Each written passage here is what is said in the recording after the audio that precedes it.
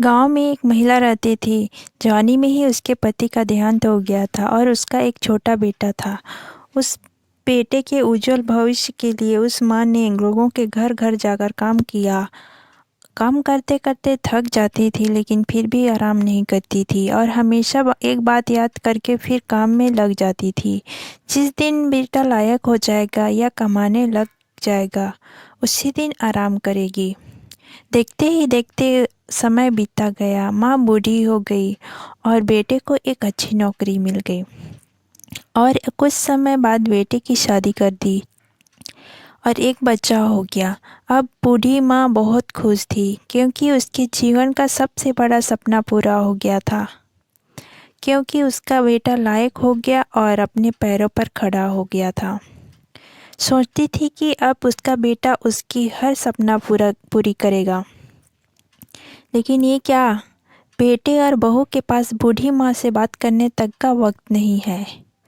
इतना फर्क पड़ा था माँ के जीवन में। पहले वो बाहर के लोगों के जूठे बर्तन साफ करती थी और अब अपने बेटे और बहू के।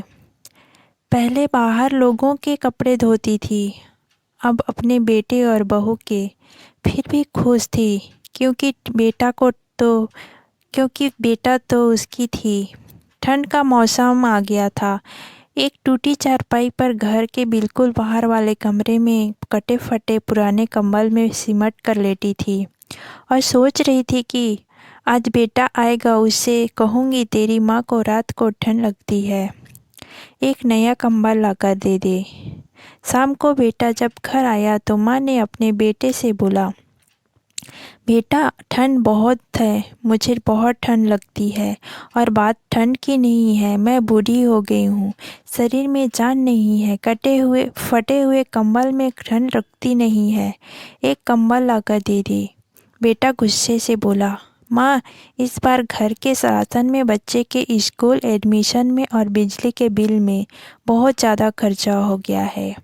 कुछ पैसे हैं जो कि बच्चे का स्वेटर लाना है, तेरी बहू का साल लेके आना है।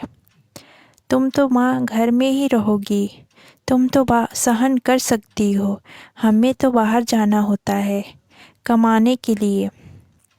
बस माँ 2 महीने की ठंड की सर्दी है, निकाल लो, अगली सर्दी में आपको नया कंबल लाकर दूंगा। माँ अपने बेटे की बात सुनकर चुपचाप जाकर उस फटे हुए कंबल में सिमट कर सो गई। अगली सुबह हुई तो माँ इस दुनिया में नहीं थी। माँ की ठंड के कारण मृत्यु हो चुकी थी। बेटे ने सभी को खबर की, कहा कि माँ इस दुनिया में नहीं रही। सब रिश्तेदार, दोस्त, पड़ोसी अब इकट्ठे हो गए थे। बेटे ने अपनी माँ की अंतिम यात्रा में कोई कमी नहीं छोड़ी। माँ की बहुत अच्छी अर्थी सजाई गई थी। बहुत महंगा शाल माँ को ओढ़ाया गया था। सारी दुनिया अंतिम संस्कार को देखकर कह रही थी कि हमें भी हर जन्म में ऐसा ही बेटा देना।